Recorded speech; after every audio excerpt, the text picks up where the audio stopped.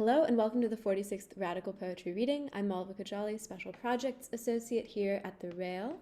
And today I have the pleasure of welcoming writer, poet, and text artist Tarik Dobbs to the Zoom stage, who has lovingly curated a fantastic lineup of poets to read poems against the state, featuring Steven Duong, Sara Elkamel, and Taurene Greathouse. We've started out all of our events here at the Brooklyn Rail with two important acknowledgements. The first is that here in New York, we're on Lenapehoking, the unceded land and waters of the Wappinger, Canarsie, Munsee, and Lenni Lenape people of the Delaware Nation and the Shinnecock Indian Nation.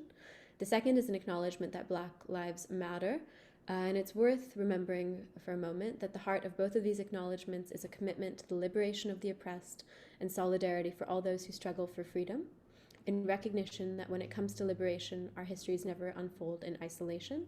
In that spirit, I encourage you all to check out the chat for a living document of resources and actions. I'll share it in a moment. But now it's my honor to welcome our wonderful curator, Arab-American queer writer, and text artist. Tarik Dobbs was born in Dearborn, Michigan, on the stolen land of the Chippewa, Ottawa, and Potawatomi people. His poetry has appeared in American Poetry Review, Best of the Net, Poetry Magazine, and elsewhere, and his debut chapbook, Dancing on the Tarmac, just looks like this, was selected by Gabrielle Calvocoressi as winner of the 2020 Yemassee Journal Poetry Chapbook Contest. It came out very recently, and it's worth saying that this is just like a beautiful book that collapses like geography and landscape, both thematically and visually, in just like very beautiful ways. You can see here. There's another one that I particularly love. This is X-Ray Diptech in Ben Gurion Airport, which is a poem in the erasure space of the security X-ray machine. Without further ado, Tarik, take it away. Wow. Thank you so much, Malvika. Thank you to everyone at Brooklyn Rail for having us. It's so exciting to have such a cool lineup of folks and to also be able to see everyone that's joined our reading. So thank you all for coming. Just to get us started, I'm going to read a poem by Salma Sharif, or an excerpt of a poem. And so I'm going to read Free Mail, which is from Salma's collection, Look. Free Mail. My dummy, my dump, fender, and fireball. Where are you now? Too late to remember what I meant to write. In the 50s, people carried cards with conversation topics appropriate between fallout shelters and whites-only signs. I steer through hills of windmills and an airfield of bombers, pigeon nests gathering in their quiet engines. On YouTube, Blackwater agents mop up bad guys from a Najaf roof like they're staving off zombies. He reloads as some let their barrels cool against the ledge. He cried when he saw the video. His boys claim he's not a racist. Love. I've started to say such senseless things, like I know where he's coming from and I'm just doing my job. Anti-terrorism experts are talking about us again. Some news anchor cussing during commercials. I saw your wanted ad at the subway station. I saw a young Taliban, but couldn't see past his beauty, brows of ancient relief, to the tank he was riding on. That's there. It's a quick poem that is always rattling around in my head as we come to the topic of radical poetry, writing against the state, writing as like an expose of all the bad things that our governments do. And now I will introduce, it's my pleasure to introduce the lovely writer, Steven Duong. Duong is an incoming MFA candidate in fiction at the Iowa Writers Workshop. His poems can be found in Guernica, Catapult, AGNI, and other venues. And he is from San Diego, California. Steven.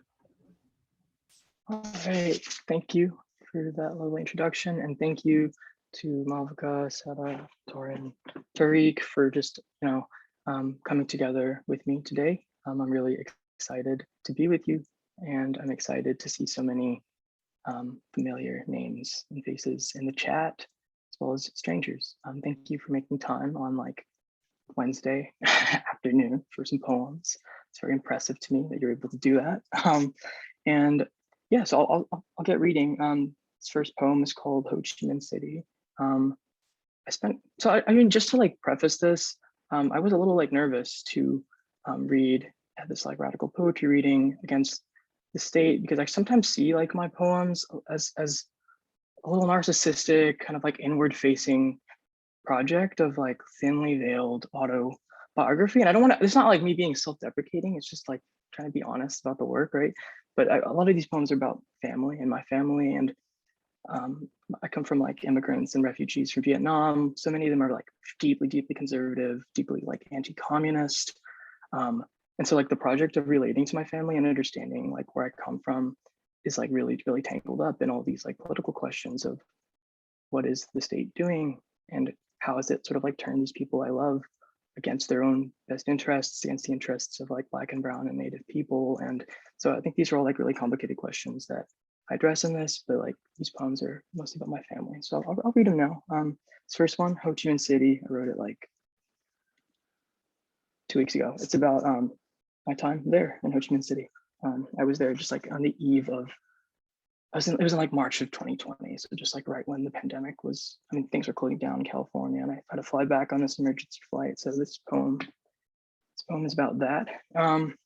Okay, Ho Chi Minh City. So much of this country's goodness faces the water, the doorless cafe, the white faces of clocks. I keep a 6th floor room, notching up loggers with the expats and facing weak spliffs on the roof. It's life, right? I try to hit like 2 pages by noon. And if I fail, I wash my face and head to the market, throwing paper where the noise curdles like milk, and the pinched faces of the vendors, these uncles hawking their fake Audemars baguettes, look nothing like my face. To know the seedling as the son of the tree is to be unscientific. Once my mom faced a small fine for smuggling bougainvillea cuttings. She wanted her first country's flowers to face her new country's sun, and was ready to pay for it. These are the only times I see her face in mine, these strange and stubborn currents she rides. You have the language and the face, the hostel owner tells me. Why not make a life here in the city? The dollar is good. The women wear the faces they are born with. He uncaps his beer by mouth. I dive to the bottom of my hate for surfacing. What else is there to say? I am a man named after a man. I wear his bravest face. Thank you. Let me read you the second one. Thank you again for coming through today. It's really lovely to see all of you. The second one's called Ordnance.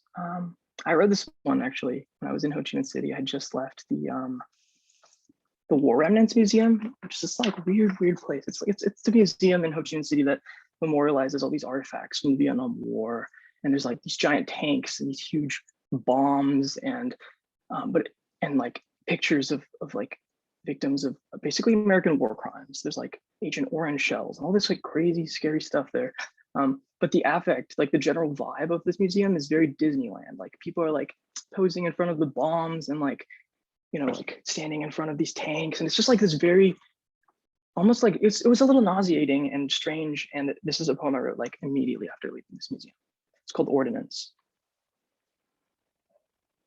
At the museum, I learned I'm as tall as some bombs, 5'7". The bombs in question are dumb bombs, which means they do not question gravity. They just land where they land, bury what they can. Placed in rows, they look something like soldiers, dumb soldiers. The placard explains how all bombs used to be dumb, how the term was coined retroactively by whoever made them smart, taught them about lasers, thermodynamics, critical theory, all these things a contemporary bomb must know to stay competitive in a growing field. War was simpler when my dad lived here. It was called Saigon then, and the bombs were so dumb, they didn't even know it. All they had to do was their jobs. Christ, this place has no damn AC. The casualties These are colorized. The tourists are foreigner than me, and Lenin serenades us on a loop, asking us every 3.5 minutes to imagine no possessions. My phone dings. Take museum with salt, texts back. It's propaganda. Fish sauce, I reply. I sent him photos, me standing in front of a nearly forgotten apartment, an elementary school, a wildlife sanctuary. I allow him to imagine me happy. I tell him on Tuesday, I fed mangoes to a 10-year-old elephant. I do not tell him it was recovering from a landmine blast. I do not tell him his friend groped me last night at the bar, and I definitely do not tell him I am a communist. The world is a list of things I keep from my father. Before I leave, I run my hands over the shell of another sleeping bomb. But I'm not the only one, sings John. We're dumb as hell, full of hurt. Thank you. It's called Ordnance. Just a couple more for you, and I'll turn it over to our next lovely poet. Yeah, thank you again for just showing up, making time on Wednesday afternoon again for poems. It's a beautiful thing that you're doing, and seeing the names of people I really love and care about in the chat, as well as strangers. It's making me very happy. So thank you.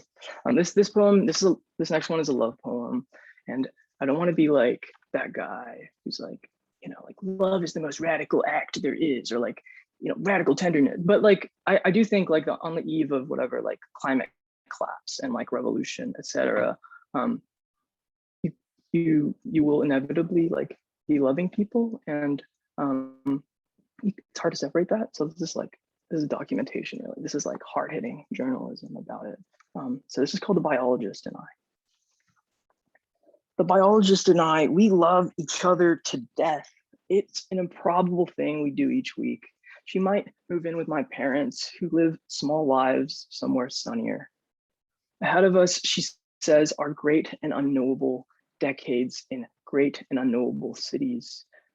Today, what she wants is the sun. Okay, I tell her, you'll have your sun. I'll bring it to you. While I finish my novel, you'll be warm, glad, fed a steady diet of Vietnamese by 2 failed refugees. Our lives are golden net. I love the biologist the way I love the biologist. Once she separated 2 damselflies from their wings and swapped them. It was science, but also a game.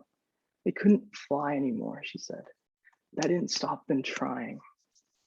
Damselflies spend years in water for a week of flight, a raw deal made long ago in the deep sea of genomics. In her lab, they fell like torn kites. My biologist made fools of them. She's a foolmonger with her good legs and business acumen.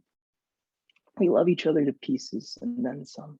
We met in Iowa where the sun sets like a motherfucker. And if this novel ever sells, I'm buying her the whole thing. Okay, last one, and then I'm passing it on. All right, this one's called Curfew. Here it is. Oh, I am spending the day in bed reading recipes for Molotov cocktails. Tonight, I'll burn paper in the name of love, raise small armies on Venmo and Cash App. I hope to see a Tesla kiss a brick wall. It's such a fucking chore to live in this nation of content creators filling the void with the void, but I do it. And when Florida slips into the waves, I pray for the nail salons. And when the expat compares his home to a phantom limb, I ignore him. I write a poem for the White Hoods and a poem for my dad. It's the same poem. I kiss a brick wall. I light incense for no one. I allow the smoke to unionize. I'm the king of not killing myself and will not be dethroned. That's a promise. A promise is something like a 5-year plan that I'm always planning to make. So in years 1 and 2, I'll continue as I am. In year 3, I'll make a change. Years 4 and 5 will surely be glorious. Dean says I have to stay alive as long as he's alive. I say, okay. I say it twice. Like all soothsayers, I say things I'd like to believe. For example, in 5 years, I will be a good ruler, an indie darling, a licensed soother. I will stop shutting the door on the angel. I will deserve the wings, the lights, the steady check. When the markets fall and the workers pop their bubbly. I will die old, poet laureate of wherever they find me. Once I cut up the Knight of Cups and rolled them into a cigarette filter. Once my parents taught me the Vietnamese word for death, but I'm blanking on it. How is death a promise if you can't even break it? It's the living. Gabby's living, Dean's living, Tarik's living, Malvika's living, Sara's living, Torrin's living, Lucy's living, Nolan's living, Dylan's living, Fawn is living, Nick is living, Arnoldo is living, Tuckshield's living, Alex is living, Jen is living, Cece is living, Irene is living. This year I will handle the living with care. Thank you. Oh my God. Steven, that was incredible. You're just gonna cause everyone to have an existential crisis. And we're just getting started, so wow. Thank you for having me. Okay. Wow. Okay, so now I'm going to introduce our next poet, Sara Elkamel. She's the author of the chapbook Field of No Justice, forthcoming this September from the African Poetry Book Fund and Akashic Books. Her poems have appeared in the Common, Michigan Quarterly Review, Four-Way Review, the Cincinnati Review, and the Los Angeles Review. And she is also anthologized in Best New Poets and Best of the Net, among others. She holds an MA from Columbia University and is an MFA candidate in poetry at NYU. And she lives between her hometown in Cairo and New York City. So I will let Sara take it away. Thank you. Hi, thank you so much, Sara. And wow, that was incredible, Steven. I'm so happy to be reading with you and Torrin. I'm not nervous. Okay, so I'm going to read a few poems. My poetry is very much inspired by, I don't know if inspired is the right word, but influenced by growing up in Cairo, Egypt, and witnessing the 2011 revolution. And I've been in Cairo the past year with COVID and everything. So I think I've been closer than ever to like accessing ideas and things that I want to put into language related to the political injustice, etc. Okay, so I'm going to start off with this poems from a series that kind of focuses on these characters living in Cairo in the aftermath of the revolution, in this context of failure and paranoia, and but also love and care, I guess. So this is Dreams of the Detainee, and it's after a painting by the same name, by the artist Inji Aflatun, who was imprisoned under Nasser in the late 50s in like this anti-communist wave. And then also the poem is after a song called Music and Fear, or Mazika و Khof, by the poet Midu Zuhair, who passed away last year. Okay. Sorry. Okay. Dreams of the Detainee. He pours water over the stones in my mind. In my fantasy, I pick up his instrument and play it better than he ever could. Instead, I ask for a second cigarette as he tells me about the diabetic poet who overdosed on sugar to escape rehab, losing his life. The night is a butcher, sang the poet. If night has a face, I've never seen it. We run out of water when we need it most. I drink the coffee cold to rinse out the smoke. It is August again. Our bodies soak through the blue sheets like fish. We watch videos of the poet, curly-haired, shirt the color of dusk, reading at a coffee shop, though the words dissolve in cups of tea. August again. He likes to keep the house dark. I say nothing. I ask another question about the poet, desire perched over my body like an animal, nocturnal, obsessed with forbearance. The night has stolen my face. I'm trying to sing, but the voice is hoarse. I close my eyes to watch his hands. I'm learning that the instrument, like the voice, sings in sentences. I find it difficult to begin, difficult to finish. If there was a mirror, I'd check if my own face was disfigured, leaking like wax. In any case, it is too dark to see, too dark to dream in color. I mumble something about color. You know, when the oil was dry, the painter pulled the self-portrait off its frame and gave it to her jailer, who wrapped it around her ribs and walked out into the light, becoming a prisoner herself. I imitate the cats of this house. I think the house will vanish if I leave it. I pour turpentine over the memory of streets, lay my head on his legs, a bait when he holds me. I am happy we're not alone, that the bars we're clutching from the inside. Okay with our sentence. Do you want more light? Okay with darkness. There is a bed in his palms, which he strews with more tobacco. So I smoke the minutes I cannot hold. Behind bars, the painter looks sideways at the face of night, who the poet called a butcher. When it arrives behind the green shutters, I panic night will never leave us. When I leave, in a pink dress that does not belong to me, I sing the butcher's song and sing it well. Okay, another one from the same series, and this one is called Night Vision. It was the time we spent together in August that gave me the idea to become an expert at night vision. Because he was a musician, I had been fixated on sound, but chords escaped me. I strained in vain to tell major from minor, charcoal from sun. Still, in the humid dark, his face angled toward mine.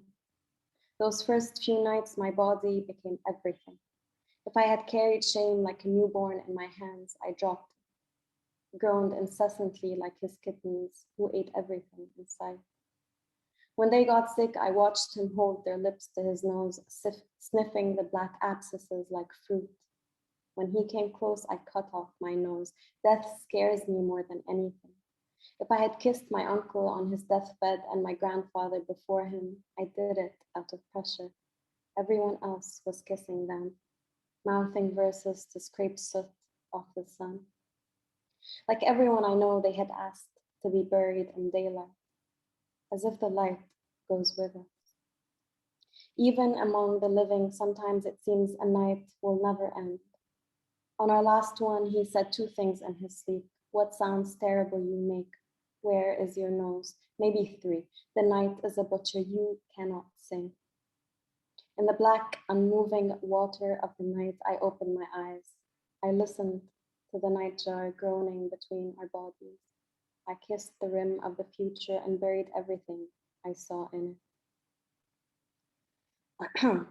Okay, these are prose poems, by the way, just so you can kind of see them in your mind. And this is the last one in the series, the last one I'll read from the series, and it's called August, and it's for Cairo. Because I don't want to indict my memory, I indict August. I accuse it of opening the door to the dream as I dreamed. I was indifferent to the heat, hungered for your touch like salt. Sometimes I'd wait hours, days. August made you restless. You paced around the house, closed as many doors as you could. I have no idea anymore what instinct is. Those nights it felt it was not wanting at all to leave, and leave to go where? They had moved the trees elsewhere, moved the city of the dead, built prisons instead of gardens, and poisoned the dogs. It wasn't all bad. Your dad called weekly to ask if you had enough honey, wanted more mangoes. The houseplants were green without water.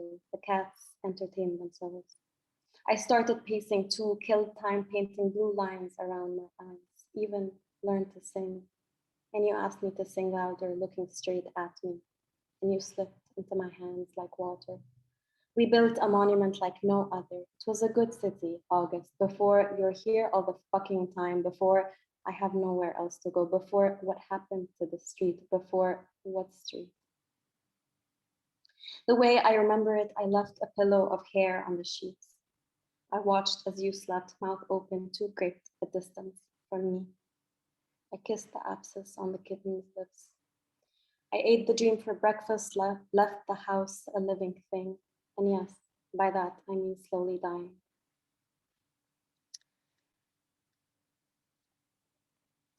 Okay. Thank you for staying with me. Okay, I'm gonna read this poem, and it was written for my friend Karim Annara, who works for the Egyptian Initiative for Personal Rights, and he was detained for a while late last year. But he's been released. In this town, we rescue cats for Karim Annara. Amid November's raid, the journalists at the office learned to make paper boats to pass the time.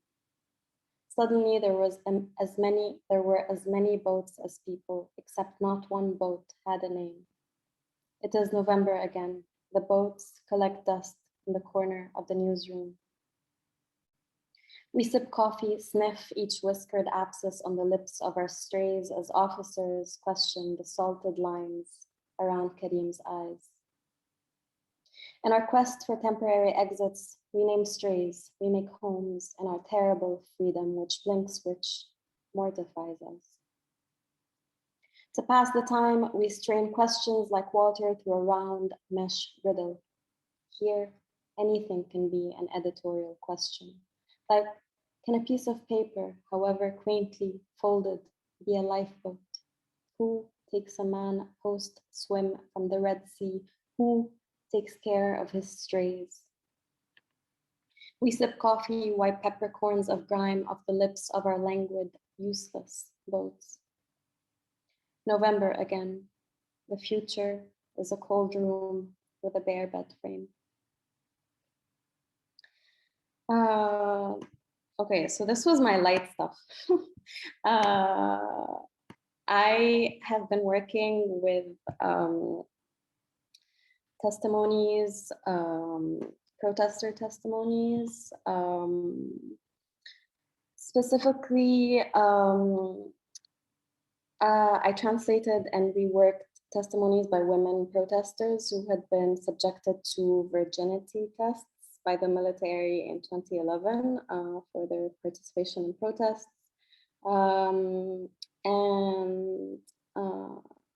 Yeah, I don't know if I need to say anything else. So yeah, so these poems kind of work with the testimonies of that terrible time. And this is what this elegy wants after a poem by the same name by Tarfia Faizallah. What this elegy wants. It wants to name the dead.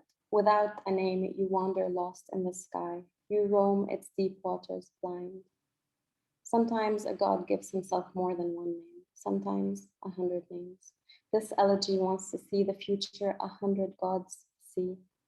I wish I hadn't seen it, but soldiers plucked 18 women from the protests and took them to the museum to check for holes in their hymens. The plastic chairs by the glass cases of ancient amulets grew sticky with sweat.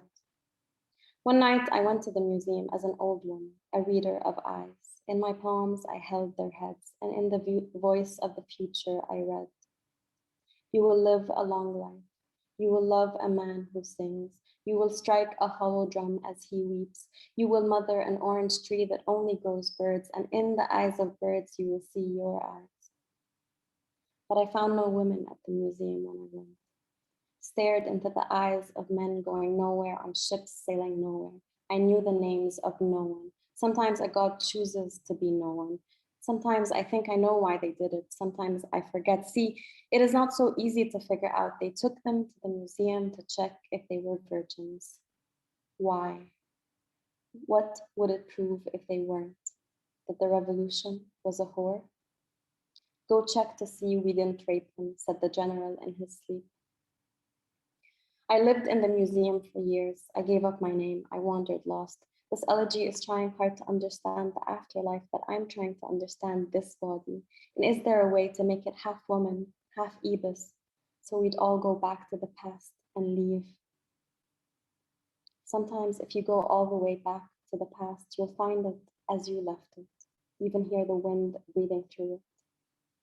I heard the wind breathing through it. Okay, this will be my last poem. Thank you so much for listening, everyone, and for being with us. And thank you to my family and Ahmed, who are in the audience. Okay, this is a very recent and I don't know how it's gonna happen, but we'll see. Red Mountain Prison, Testimony 1. I was taken to the Red Mountain Prison on January 26th for breaking the barrier of fear. But there I only spent one night. In March, an officer I didn't know greeted me at the sit-in outside the museum. He knew my name. The first thing he did was drive an electric pulse through my belly. They took us inside. Old Kingdom scribes watched as men poured water on us, spat on us, flung boots at us. I was sure it was the end. Then they put us on a bus. Our hands were tied. When we arrived, they dragged us across the sand like dead goats, ripped our clothes. All night we were beaten and grilled. What do you want from this country? At the time, we still had answers to a question like this. We handed everything over. If we had them, we slipped the gold wedding bands off our fingers. A new portrait of the deposed president hung behind us like a blind. Even the Scotch tape was new. What is he still doing on the wall? The officer said we want him watching over us and used the word love. One more word, I'll bury you in the sand. I was sure he was serious. Swollen, I slept and saw a leopard-clad priest slaughtering a bull, giant incense in the sky like palms, lone foreleg twitching in the sand. Then a pail of cool water woke me. Now we test if in fact you are virgins. We said what?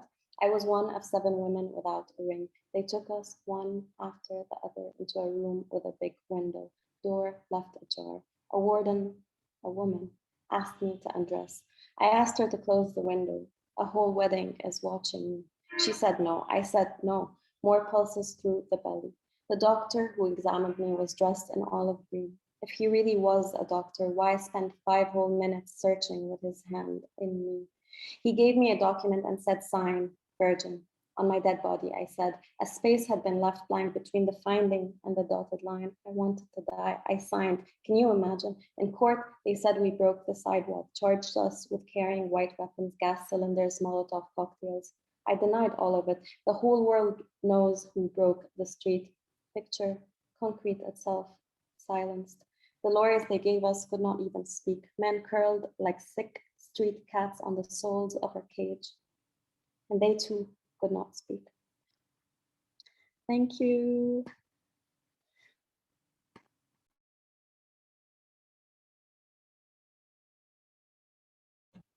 Wow, sorry about that.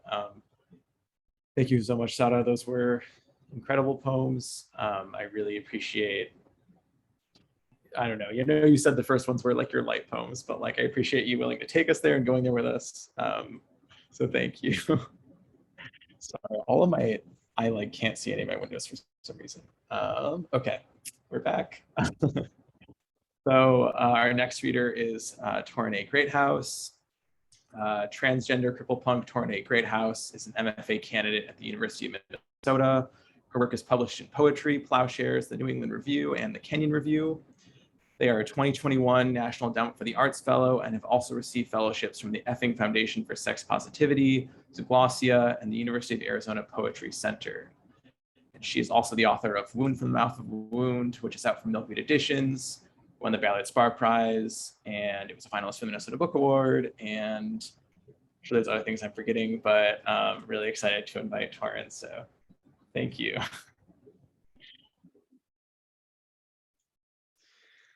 Hey, y'all. Hey, first of all, thank you so much to Tarik, to Brooklyn Rail, and to Steven and Sara for that incredible work you shared.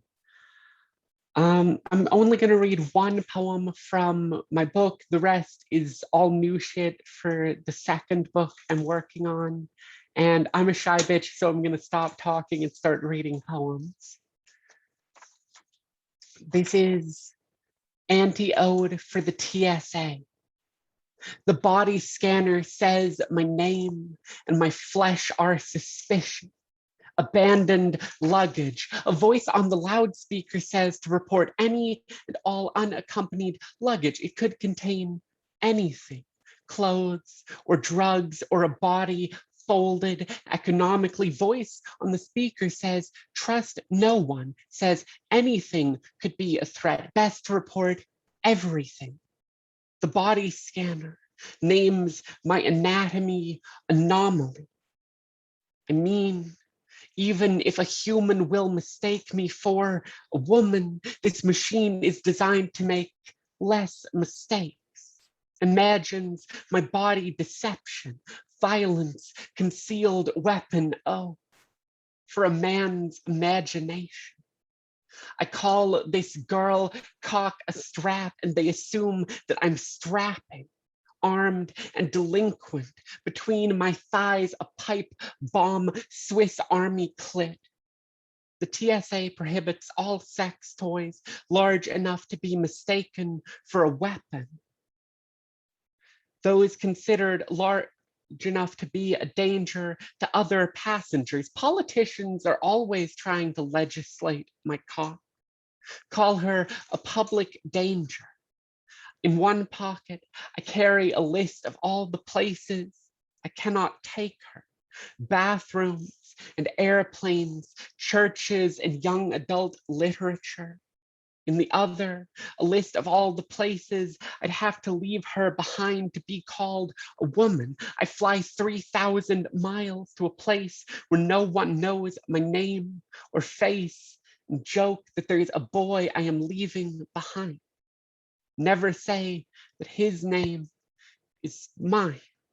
People assume that this name was gifted to me by no one but myself, and perhaps this means it is already dead.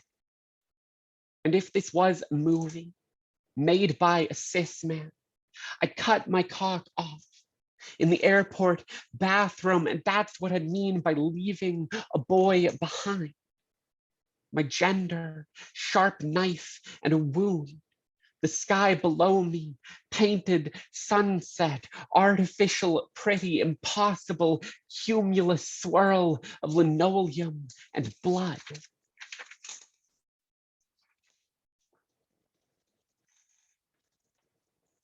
So this is the poem I'm going to be reading from my collection, Wound from the Mouth of a Wound.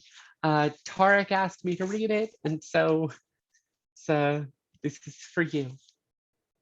Essay fragment, economic model of disability. How do you calculate in hard mathematics the value of a disabled body?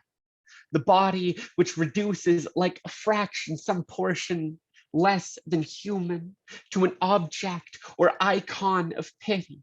In physics, work is defined as the degree to which an object or body is affected by an applied force or body, and is not defined by effort exerted toward a task. Example, two birds of equal weight fly at equal velocity toward two windows. If one bird shatters its neck, spine collapsing like an equation, and one, the window, the first bird, still alive, beak loamy with blood, has achieved a network of 0.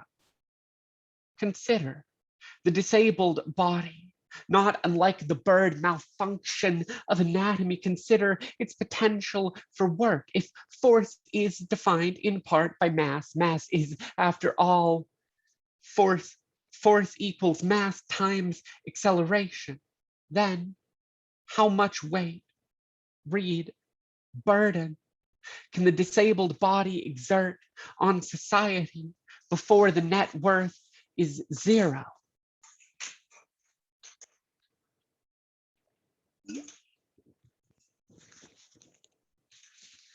This next one is a longer poem. Its title is On Confinement.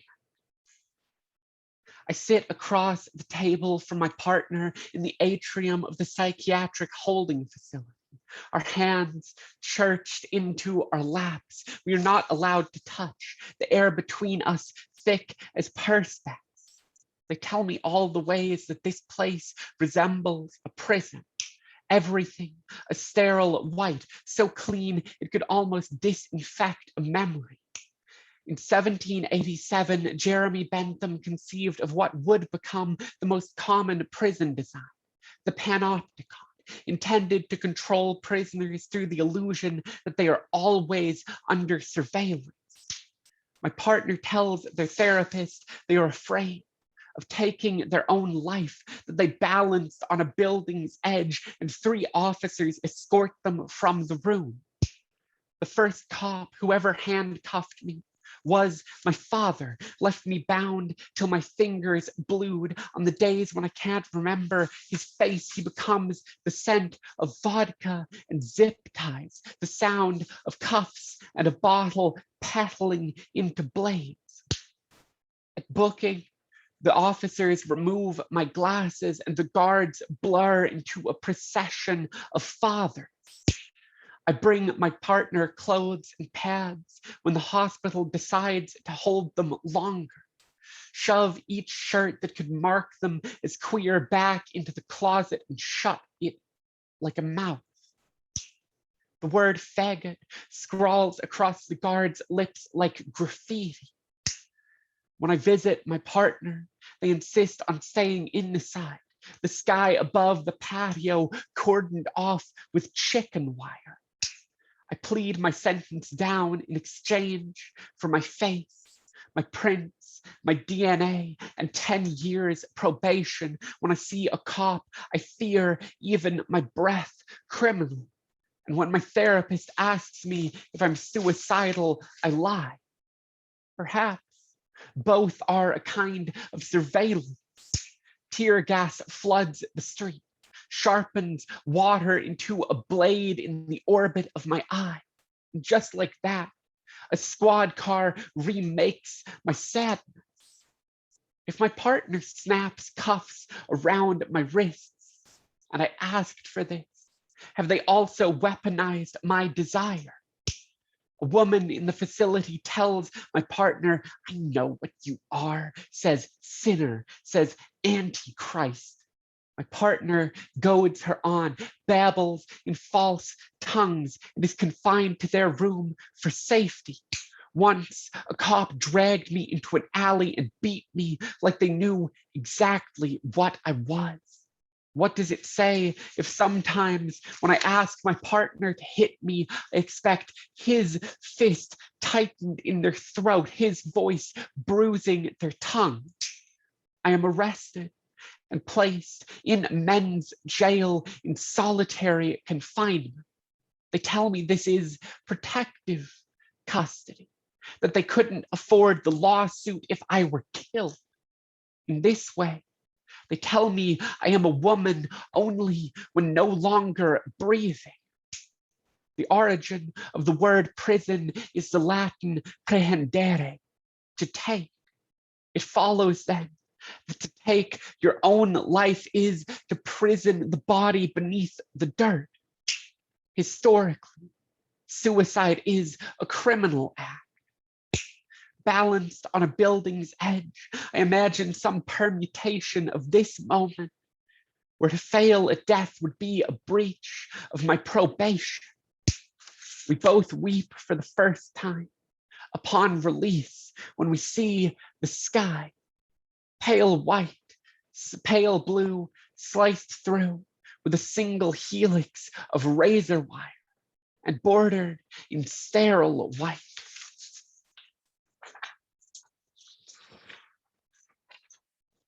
This next poem is after Julian Rand, and it's in the structure of a prayer with footnotes, but I'm not going to mark out kind of where the footnotes are. Serenity prayer with complete citation. Lord, name I'm taught to gift to any higher power. Prayer by way of substitution. I lord you, survive, future girl, unopened bottle, rent check that I do not vanish first into the gut and then the drain. Light caught over the mist-tongued horizon looks, I imagine, like the inside of a wedding veil, pale glow, the opposite of fluorescence, antonym of whitewashed concrete, antonym of perspex doors shuttered shut. Grant me the serenity I never believed I would find from a room I was backed into court order that kept me breathing. I don't want to give them credit for this. As if the memory of that night hasn't also almost killed me to accept the things I cannot change, the sentence, the angle of the collision, eyes drifting shut behind the wheel, the number I called, the way the number changed the second time they breathalyzed me, when the first time I blew clean, how they rewrote the contents of my blood, how the booking officer refused me water for hours, how he stared at my painted nails, at my painted lips, mouthed faggot under his breath, how the shift ended and he logged his overtime, the courage to change the things I can't. I know that spite, too, can be a kind of God. I'm 4 years sober, still learning not to panic when left alone in white rooms. I see a cop car a block away and my ears ring like a bronze AA token spinning through the air. I keep walking, like doing this, while trans couldn't get me questioned, cuffed, detained again. And the wisdom to know the difference.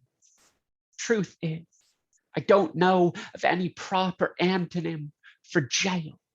Hence, my faith is an absence, my higher power, an unfilled mouth. A prayer is not what leaves my tongue, but that which I do not allow to enter. Salvation is whatever word means I will not return there. Amen. There is only one word that means the opposite of jail, and it is outside. The first breath of open air. I walked out of a cell painted how I was told to imagine heaven, and every new place my feet touched was holy ground.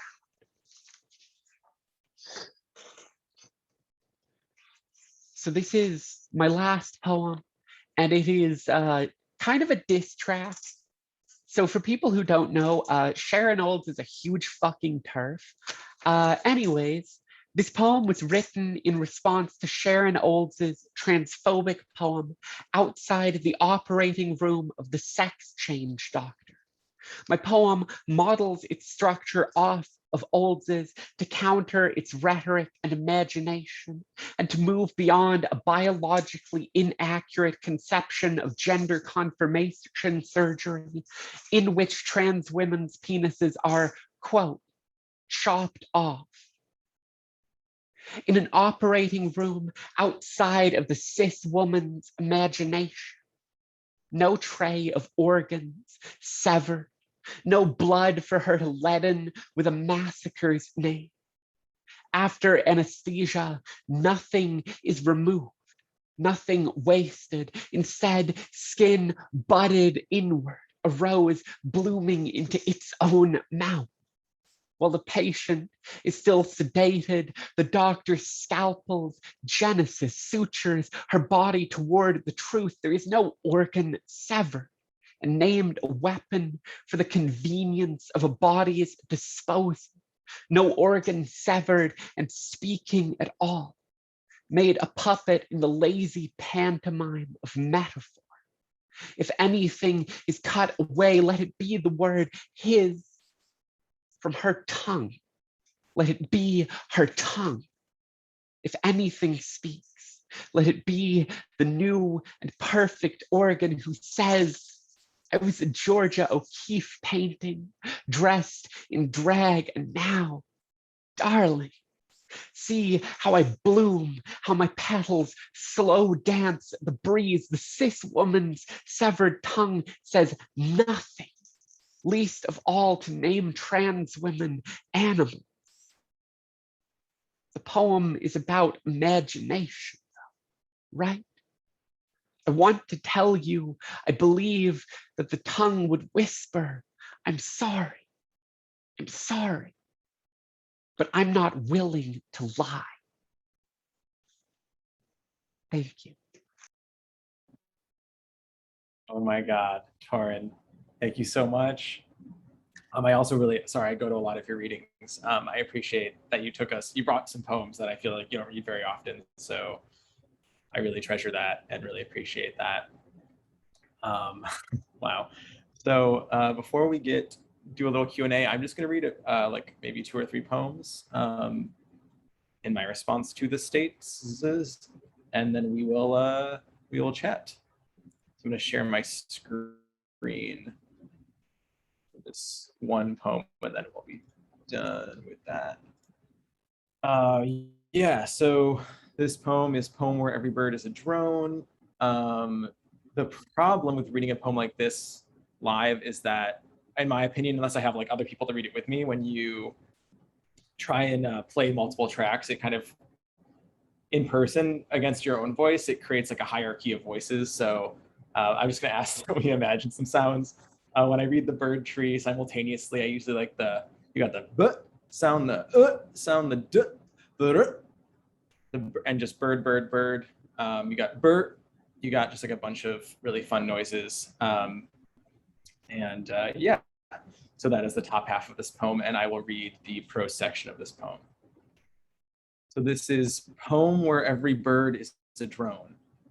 Man has always envied the bird, and now I envy the murder. And now I murder the murder. And now birds play back live on the air. And now dead birds live in the air. And now men call a murder champagne. And now men call sign murder champagne. And a man's fist pours a glass of champagne. And now his bottle hisses, and was it carbonation or the flutter of wings? And now they bird a house. And now soldiers behind a desktop sing champagne. And now they bird another house. And now champagne. And now they bird until a blackout. And now the tree's murder is its own blackout. And now a wall of murder. And now the conspiracy comes true. A tree in which every bird is a drone. And just a final quick note on this poem. So this poem is inspired largely, or a lot of my poems are inspired by Ayil Weizman, who is an Israeli academic living in exile in the UK. And champagne was a call sign in the IDF, the Israeli military, for a successful drone strike murder. So you kill someone, so champagne. So a very grave time. How do I stop sharing my screen?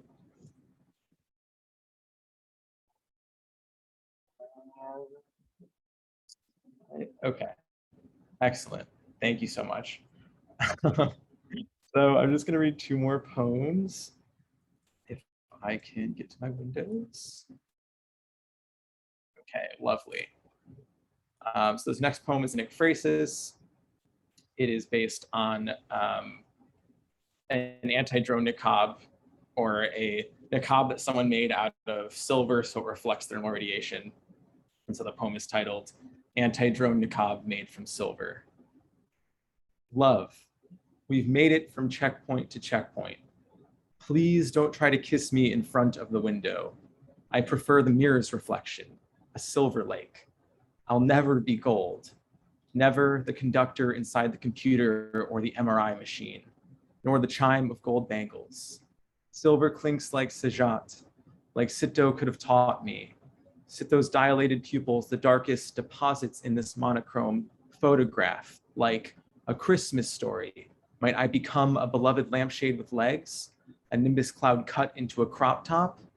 I will hide my face for good this time. You keep coming back to our final act, kissing in front of the window. You insist, Habibi, please. You remind me there are power in numbers, like a murder in the winter waiting in an oak tree. You say, like the crow, we've entered a stone age. The crow elicits an absence of light, a hole in our sky where the brightest reds once hung. Our tool can disappear a haji, as in, under the table, we scatter silver across our bodies. A good set of silverware, one utensil for hunger and one for vanishing. Habibi, you say, why do you think I've been dropping forks all night? Our dinner, eaten by LED Edison bulbs, their low wattage still registers in the viewfinder. A walkie clicks. The fire is out. Shoot for safety. The final poem I'm going to read is a duplex, which is the lovely form by poet Jericho Brown. And this poem is titled, My Brother Was Born Both Ally and Combatant. All voyeurism begins with surveillance. My brother's voyage ends in the Galilee, a dream of a wall across the Galilee. Brother tunnels under and follows sunlight. A hot light eats his entire body, like his warm gun ate his jacket's lining. His jacket's lining was wool, dead sheep, supposedly still living. My brother does live, supposedly, like his old state. He buys groceries in Nobilis some weekends. He buys groceries for Nobilis on weekends. I hope the city begins where the state ends, that occupation ends where the state began. All voyeurism begins with surveillance. Thanks, y'all. I am done with my poems. So now we can transition into questions, comments. I'm just curious, I don't know if anyone wants to answer this question, but for all of our authors, and I think we did read Poems Against the State, so I guess that's the prompt, but yeah, I'm curious, like, where does everyone, what emotion do people channel into writing radical poems? Like, I feel like my poems come from anger and they come from like responses to journalism. I'm just curious, like, where everyone's at. And also if anyone has any questions, but yeah, where do y'all poems come from?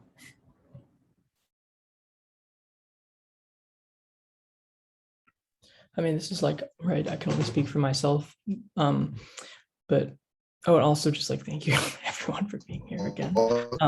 But just speaking for myself, like I feel like poems that I would like deem radical, in my own, I don't know if my Sorry, give it a moment.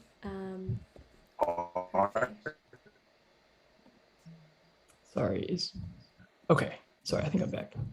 I was just saying, like, I feel like poems that I would like deem radical usually come from, it's like when two like emotions like kind of conflict, like the anger and frustration at, I don't know, just like the way the state is sort of like exerting its power on someone, but then when it conflicts with like, you know, a feeling like love or like hope. And I think when they're put in like opposition, that's when I tend to write the kind of poems that I read today.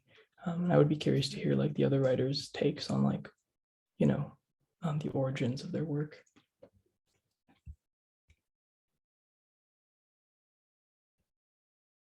Sorry, I don't know if I like cut someone off or if like my connection is being foul, but I think for me, anger, yeah, usually the central emotion, but I think so much of this work has come out of kind of, as Steven said, a secondary emotion, whether that's like kind of the complication of being an addict and only getting, you know, away from my addiction because of being arrested and falsely charged by police, probably just because it was the end of their shift and they wanted overtime.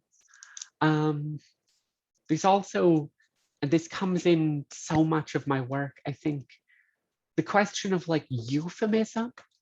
You know, I think in a similar way to you, Tariq, I very much think of my poetics as like being like learned from Salmaz Sharif. And there's this way in which she looks at euphemism in her work, which I'm so interested in, because euphemism, we're taught it as like a softening, but actually it's a disguise so often for the violence of the state.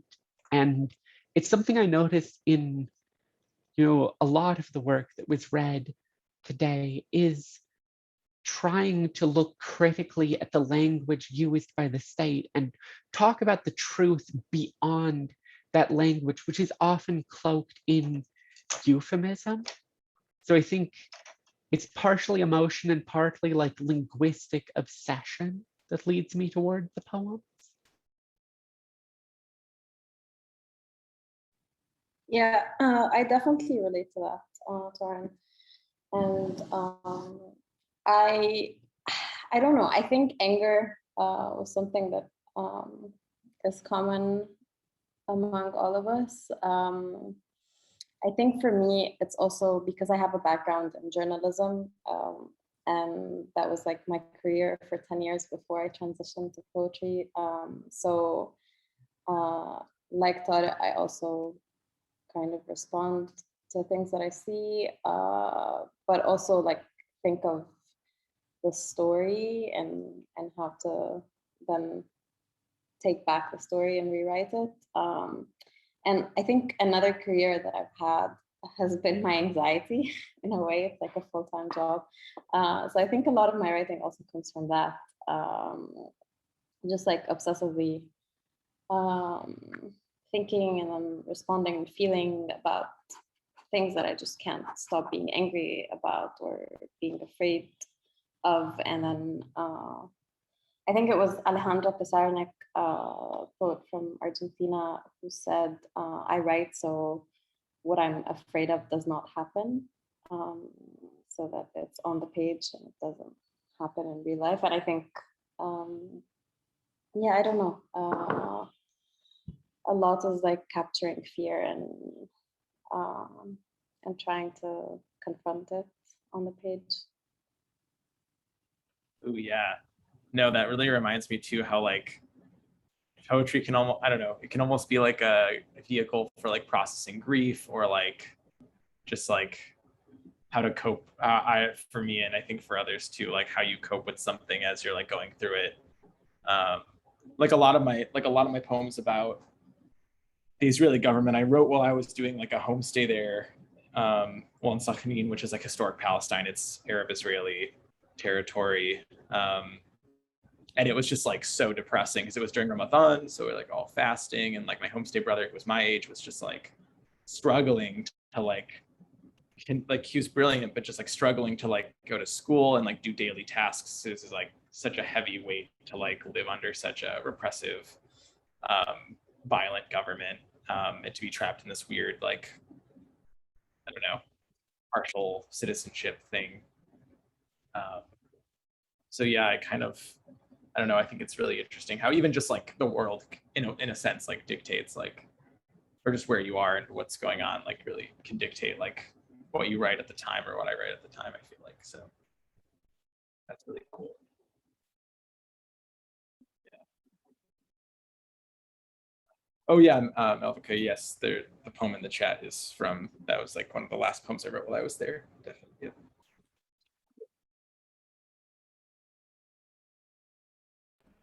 Well, thank you all so much. I know we only have a couple minutes left, but I did want to say, like, I feel like today's reading has been such an example of like what it means to be like culturally generous, like what it means to be just like rigorously generous. So thank you all so much. I wanted to ask just before we close out, like if you have any questions for each other or anything, you feel like bringing to the stage.